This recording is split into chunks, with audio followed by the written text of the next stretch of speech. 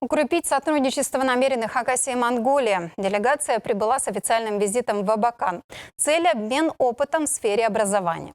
Педагоги, директора школ, представители администрации города Улангом. Всего больше 20 человек. Гости побывали в Хакасской национальной гимназии, в шахматном клубе и клубе пулевой стрельбы. Особый интерес вызвал наш кванториум. Специалисты намерены создать подобный технопарк у себя в Монголии, в городе Улангом. К слову, этот город находится в 700 километрах от Абакана, что по меркам российских расстояний недалеко. Поэтому представители Монголии надеются на взаимное сотрудничество также и в сфере туризма.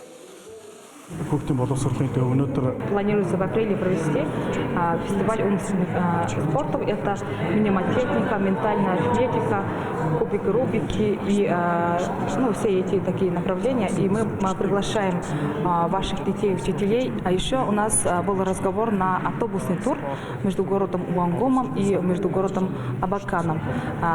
Это на перспективу.